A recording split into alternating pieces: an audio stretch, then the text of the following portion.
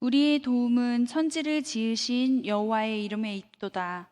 다 함께 마음을 모아 하나님 앞에 예배 드립시다.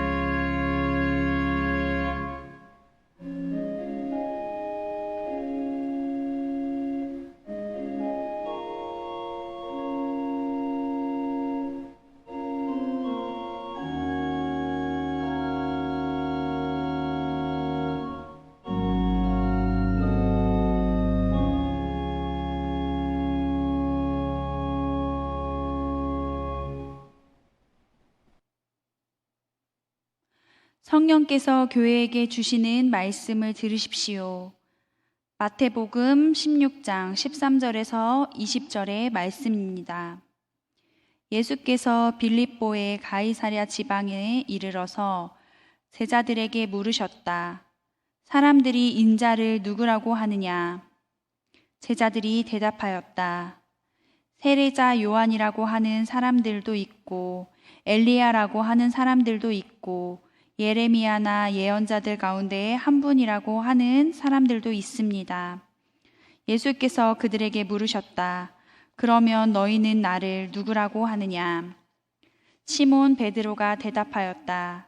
선생님은 살아계신 하나님의 아들 그리스도십니다. 예수께서 그에게 말씀하셨다. 시몬 바요나야, 너는 복이 있다. 너에게 이것을 알려주신 분은 사람이 아니라 하늘에 계신 나의 아버지시다. 나도 너에게 말한다. 너는 베드로다. 나는 이 반석 위에다가 내 교회를 세우겠다. 죽음의 문들이 그것을 이기지 못할 것이다. 내가 너에게 하늘나라의 열쇠를 주겠다. 내가 무엇이든지 땅에서 매면 하늘에서도 매일 것이요. 땅에서 풀면 하늘에서도 풀릴 것이다. 그때에 예수께서 제자들에게 엄명하시기를 자기가 그리스도라는 것을 아무에게도 말하지 말라고 하셨다. 주님이 주시는 말씀입니다. 주님께 감사드립니다. 기독교 농촌개발원 원장이신 김승환 목사님 나오셔서 나의 신앙고백이라는 제목으로 말씀 선포해 주시겠습니다.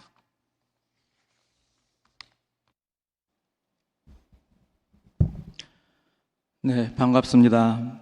기독교 농촌개발원 원장 김승환 목사입니다. 코로나 시대 비대면 설교는 전 처음 해봅니다. 요즘 시대 많은 곳에서 비대면 설교가 진행되지고 또 영상으로 예배가 드려지는데 저는 기관 목사이다 보니 목회 현장에서 한 걸음 비켜 있다 보니요 모든 것이 좀 새롭습니다. 오늘 또 많이 어색하네요.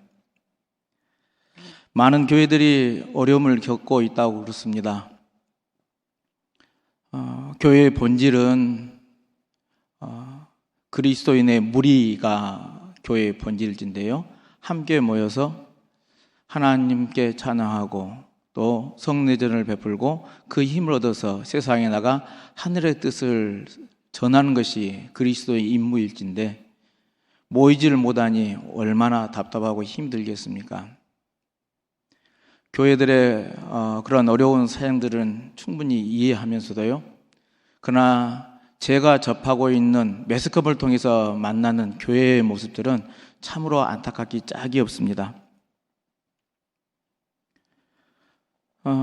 집단 감염의 원상으로 비춰져서요, 많은 국민들로부터 지탄의 대상이 되는 모습 속에요, 참으로 저 스스로도 힘이 들었습니다.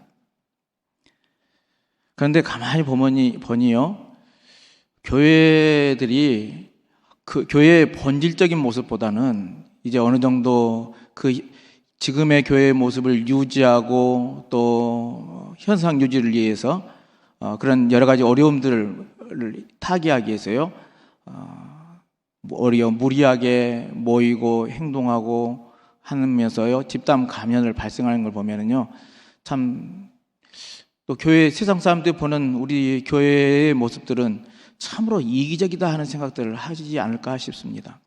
제 눈에도 그렇게 비춰지니까요. 모든 사람들은 위기가 온다면 그 위기의 원인들을 살펴보고 돌아보는 일들이 필요하죠. 근데 이 위기를 타개하기 위해서 현상을 타개하려고 한다면 더욱더욱 어려움에 빠질 수밖에 없습니다. 본질로 돌아가서 지금 무엇이 문제인가를 살펴야 될진데요, 저는 우리 본래의 신앙으로 돌아가야지 않냐 싶습니다. 교회가 간직하는 것, 그리고 이 어려운 시기에 기독교의 본질을 모시고 우리 그리스도인은 어떻게 살아가야 할 것인가에 대한 고민이라는 이야기입니다.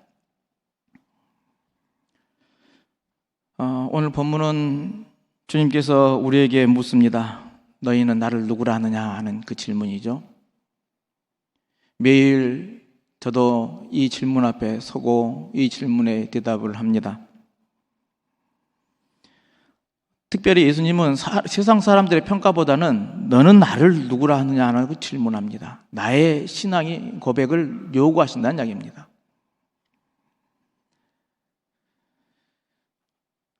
당시 예수님 시대에도 마찬가지고 오늘 지금의 시대도 마찬가지라 생각이 되집니다. 하나님을 만나고 그 하나님을 고백하는 것, 그게 바로 신앙인의 몫이죠. 또 고백을 했다면 고백한 그 하나님을 의지하고요, 그 하나님의 말씀에 따라서 하나님의 나라를 만들기에 실천해 나가는 일이 가장 중요할 것입니다. 오늘 여기에서 제가 여러분들과 나누고 싶은 것은요, 특별히 성서의 이 주석을 어떻게 하느냐 하는 관점보다는 하나님, 내가 만난 하나님을 여러분에게 소개하고 싶습니다. 나의 신앙의 고백인 것이죠. 여러분들도 다 겪으셨겠지만 제 첫 신앙 고백은 한신대를 입학하기 위해서 그때 당시 노예 고시위원들 앞에 가기 전에, 면접 전에 각자 동기서를 작성하는 신앙 고백문을 적었던 때가 있었습니다. 저의 과거는 그렇게 유쾌하지는 않은데요, 그때 제 첫 신앙의 고백은 사랑의 하나님, 사랑의 손길이라는 그런 고백이었습니다. 저희의 가정 이야기를 잠깐 먼저 하면은요, 실은 저희들은 기독교적인 집안에서 자라난 게 아니라 유교적인 집안 풍속에서 자라났습니다. 근데 저희 아버님께서 많이 편찮으셨습니다. 결핵으로 수술을 하셨는데요, 재발을 해서 계속 투병 생활을 해야만 했고요. 할아버지도 수술하고 어머니도 수술하고 집안이 이게 병우환으로 인해서 굉장히 어려움을 겪게 되었습니다. 저희는 신기하게도 치료의 하나님을 찾았어요.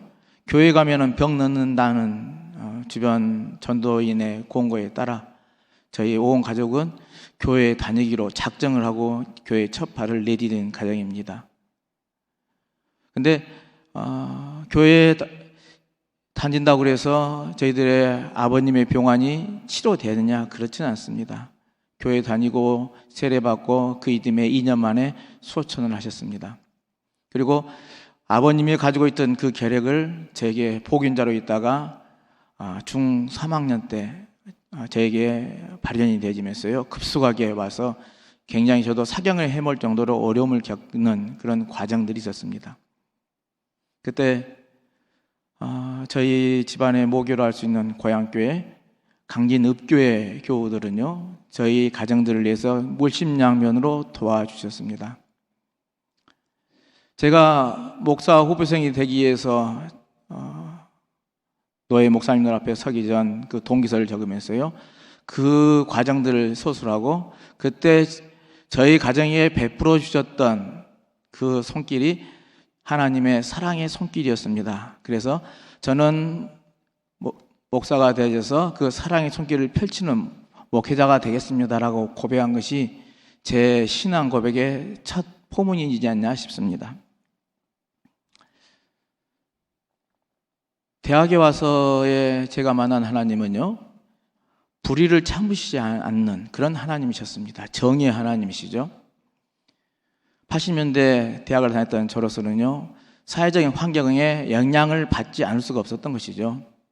그래서 아모스의 화 있을진저 하면서 호통을 치는 그 모습들이 굉장히 다가왔었고요. 예수님의 독사의 자식들하고 외치는 소리나 바리새파 사람들에게 회칠한 무덤 같다고 소리치는 그 예수님의 소리가요, 더 당시 우리들의 가슴을 뜨겁게 만들었습니다. 독일의 보네퍼 목사의 그 고백이 우리들을 더 뜨겁게 만들기도 하였고요, 우리들의 대정부 투쟁의 활동에 오히려 그게 큰 재앙분이 되는 그런 시기였죠. 그러다 보니 그때 80년대 몰트만 박사가 내한에서 우리 한신대와에서 화해 신학을 강의를 하셨는데 당시 저로서는 그 화해 신학이 전혀 다가오지를 않았습니다. 어떻게 화해할 수 있느냐라는 것이죠.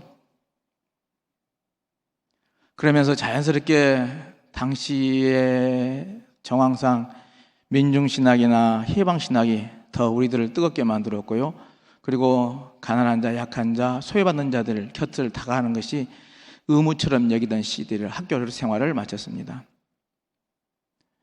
목회 일선에 나가서 만난 그 하나님은요, 이게 불의를 바로잡고 제도를 고치고 사회의 변혁을 만들어가는 그 과정에서 그 일들이 하나하나 이루어져가는 시기였죠. 그런데 제가 만난 목회 현장에서의 우리 교인들과 우리 마을 사람들은요, 어렵기는 마찬가지였습니다. 모두가 힘들게 살아가고요, 어려움에 겪고 있을 수밖에 없었던 것이죠. 그들을 돌봐줘야 하는 그런 의무가 목회자에게 생겼습니다.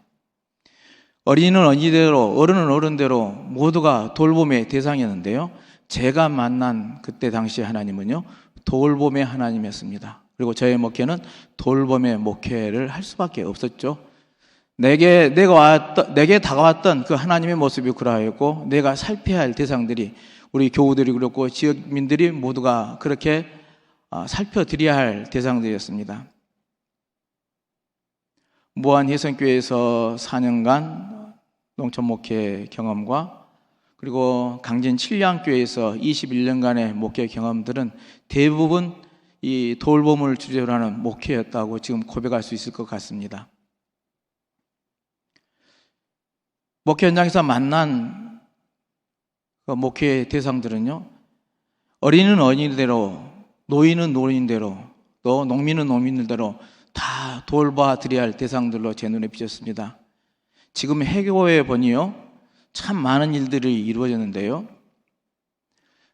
일손 부족으로 해서 아이들 어디 맡길 데 없는 그 아이들을 어떻게 할까 고민하다가 계절별 힘든 시기를 골라서 계절 타가소를 만들어서 한 달간씩 돌보는 프로그램을 진행하다가요, 그 이후에는 어린이집을 만들어서 이제 운영을 했었고요. 그리고 노인들을 위해서 노인 학교를 만들었어요. 일주일마다 한 번씩 식사 대접을 하고 프로그램을 진행하는데요.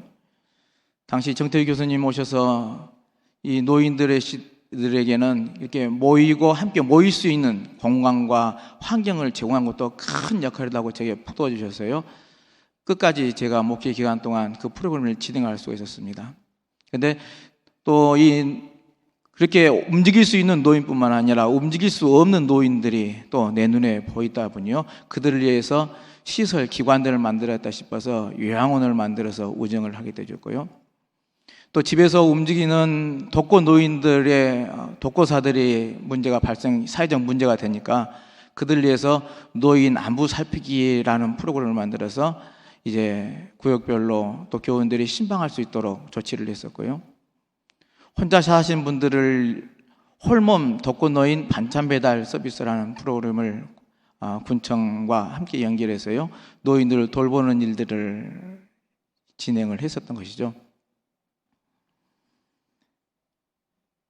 학생들은 또 학생들 나름대로요, 학교를 끝나고 나면은 시골 학교에서는 갈 곳이 없습니다. 도심에 있는 애들은 오락실이든 학원이든 교습소든 어디든 갈 곳이 많은데, 학교가 끝나면 시골 학생들은 갈 곳이 없습니다. 그래서 그 아이들을 위해서 청소년 쉼터를 만들어서 모일 수 있도록 만들어있고 해 보았는데, 실상은 공간만 있어도 되는 게 아니라 지도력이 발휘돼야 한다는 깨닫고 청소년 공부방이라는 프로그램을 진행했고요. 그것은 나중에 지역 아흥센터로 이어지게 되었습니다. 농민들을 위해서는 생명사랑 영농조합을 만들어서 그들과 함께 친환경 농산물을 만들어서 소비자를 구축하는 그런 프로그램도 진행했었고요. 또 푸드뱅크 사업을 해서 우리 결식아동들의 반찬 배달 사업, 그리고 노인들, 남자 할아버지들, 할머니들은 그래도 어느 정도의 먹는 것이 해결되지만은 할아버지들은 그 먹는 것이 해결할 수가 없어서요, 가정이 있다 할지라도 또 소득이 있다 할지라도 그게 빈 공간들, 흔히들 말하는 복지 사각지대를 찾아서 돌보는 역할들이 제 목회의 전부를 차지하는 그런 과정들을 겪었습니다. 이 돌보시는 하나님 진행하면서요, 제가 늘 생각했던 것은 목회는 교회에 찾아오는 교인들만의 목회가 아니다는 생각이었습니다. 그리고 그 교회가 있는 그 교회 지역들의 모든 이들을 살피는 일들이 목회라는 생각 속에요, 저는 돌봄의 목회를 실시했는데요. 그래서 누가 저에게 교인들이 몇 분이나 되시냐라고 물어본다면 흔히 내가 대답하는 말은 2,000명입니다. 그래서 2,000명 교우들과 함께 생활합니다라고 대답을 했습니다. 실상 교회에 나와서 예배드리는 숫자는 100여에서 120명 정도 수준이지만 저는 우리 지역의 면민들 전체를 목회의 대상으로 이런 돌봄의 목회를 진행을 했던 것이죠. 그 다음 요즘 기독교 농촌개발원 원장으로서 제가 만나는 하나님은요, 일하시는 하나님입니다. 그리고 살아계신 하나님이십니다. 기독교 농촌개발원의 모토는요, 일과 기도입니다. 그 근거는 신앙의 고백에서부터 출발을 하는데요. 예수님께서 안식일 날 병자를 고치시고 난 다음 질문을 하죠. 제자들이 왜 안식일 날 일을 하십니까? 할 때 아버지가 일하시니 나도 일한다 하는 대답을 하십니다. 거기에 근거를 두었습니다. 하나님이 일하시고요, 예수님이 일하시니 우리가 일하는 것은 당연한 것이죠. 물론 객관적인 조건이 저를 노동의 현장으로 내몰기도 합니다. 기독교 농촌개발원이 자립을 하기 위해서는요, 양계장을 경영을 하고 또 농토를 관리를 해야 되는데요, 농장을 관리를 해야 되는데, 자립 경영을 위해서는 직접 원장이 일을 하지 않고는 견딜 수가 없습니다. 자연스럽게 노동은 일상의 삶입니다. 그래서 저희 기독교 농촌개발원을 찾는 많은 이들은요, 제가 동분서주는 이리 뛰고 저리 뛴 것이 안타까워서요, 저를 만나러 왔다가 자연스럽게 저와 같이 일을 하십니다. 여기 홍순호 목사님도 그러시고요, 이양면 교수님도 오셔서요, 같이 일합니다. 믿으시지 않지만은 그게 우리들의 살아가는 방식이고요, 그 일하신 하나님은 저는 소개하고 그 일하신 하나님을 만나는 과정이라 생각을 합니다. 또 하나, 살아계신 하나님에 대한 신앙의 고백입니다. 요즘 코로나 시대에 더욱더욱 제가 느낀 것은 이 살아계신 하나님에 대한 신앙의 고백이 없다는 겁니다. 때로는 참 교회들이 열정을 다하고 큰 교회를 이루고 또 열심을 내서 선교를 하는 그 모습들이요, 대단해 보이지만은 하나님이 살아계신다는 이 신앙 고백이 과연 있을까 하는 의구심이 됩니다. 하나님이 이 세상을 만드시고 창조하시고 지금도 역사하시고 은혜 계신 그 하나님이 살아계시다를 믿는다면 우리는 그 하나님이 오늘 이 세상에서도 역사하시고 계시는 걸 또 믿어야 합니다. 하늘의 뜻이 이 땅에 이루어지기에 우리는 그 한 도구고 또 하나님의 일꾼인 것이죠. 그러기에 우리들이 필요한 것은요, 살아계신 그 하나님이 역사하심에 대해서요, 그 뜻이 이 땅에 이루어지기를 매일 기도하는 일이 우리들의 몫이 아닌가 싶습니다. 하늘의 뜻이 지금 이 땅에 이루어지게 해 주십시오, 내가 그 일꾼이 되겠습니다 하는 이 매일의 기도가 참 중요하지 않나 싶습니다. 요즘 내가 만나는 이 일하신 하나님과 살아계신 하나님을 통해서요, 일과 기도를 통해서 기독교 농촌개발을 일구어 가고 있습니다. 저는 여러분들에게 권면합니다. 오늘 주님께서 분명하게 물으십니다. 너는 나를 누구라 하느냐 묻습니다.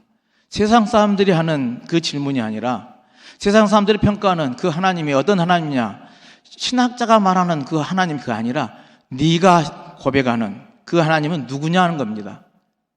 날마다 하나님의 말씀을 들으면서요, 또 여러분들이 읽고 깨달으면서요, 지금 나에게 다가오신 하나님은 어떤 하나님인가라는 이 신앙의 고백이 있어야 한다는 겁니다. 그 하나님을 만나시기를 바랍니다. 그 하나님을 만났다면 때로는 제 고백처럼 사랑의 하나님으로 만날 수도 있고요, 또 돌보시는 하나님으로 만날 수도 있고요, 또 일하시는 하나님으로 만날 수 있습니다. 또는 위로의 하나님으로 만날 수도 있고요, 평화의 하나님으로 만날 수도 있고요, 정의 하나님으로 올 수도 있습니다. 그다음에 그러나 내가 믿는 그 하나님이 내게 다가왔음을 믿고 고백했다면 고백한 사람이 행동은 무엇입니까? 그대로 살아가는 것이죠. 내가 믿는 그 하나님이 나에게 다가와 있어서 들려주시는 그 말씀대로 오늘을 살아가는다면 지금 이 코로나 시대 기독교가 비판을 받고 어려움을 당한 이 시기에 우리가 극복할 수 있는 대안이 되지 않을까 싶습니다. 그러기에 여러분, 오늘 우리에게 찾아오시는 그 하나님을 만나시기를 바랍니다. 그리고 그 하나님을 고백하시고요, 내 삶에서, 내 현장에서 그 하나님의 말씀대로 실천하며 나아가는 믿음의 삶이 되시기를 주님의 이름으로 축원을 드립니다. 기도합니다. 하나님, 저희들을 사랑하여 주시고 하늘 백성 삼아 주시며 귀한 하나님의 소리를 듣고 그 하나님의 말씀대로 살 수 있도록 인도하여 주심에 감사를 드립니다. 오늘 이 시대에 하나님이 들려주는 소리를 듣게 하여 주옵소서. 저희들이 그 하나님을 만나게 하여 주옵소서. 너는 나를 누구라 하냐는 질문 앞에 각자 자신이 만난 하나님을 고백할 수 있도록 인도하여 주옵소서. 그 하늘의 뜻을 이 땅에 실천해 나가는 믿음의 일꾼들로 다 삼아 주옵소서. 이제는 우리 주 예수 그리스도의 은혜와 하나님 아버지의 무한하신 사랑하심과 성령님의 역사하시고 은총 베푸신 은사가 하늘의 소리를 듣고 나의 신앙을 고백하며 주의 길로 믿음의 길로 나아가고 원하고 다짐하는 주의 백성들 머리 위에 이제부터 영원토록 함께하여 주시옵기를 간절히 축원하옵나이다. 아멘.